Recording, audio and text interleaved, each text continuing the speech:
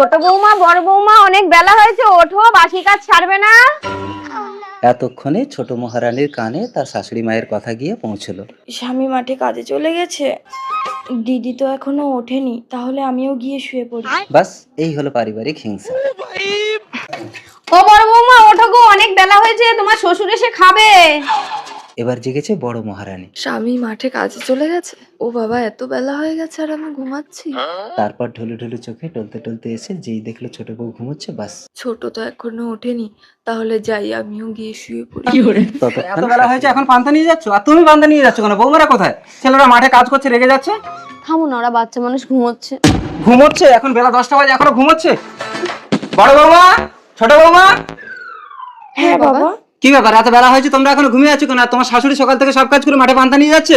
এত কুড়ে মেয়ে আমি বাপের জন্মে দেখি। তুমি ওঠোনি কেন? তুমি উঠলে আমি ঠিক উঠে যেতাম। ওই তো, ওই হিংসার জন্যই তো তোমার গায়ে লাগে। চুপ কর মুটি।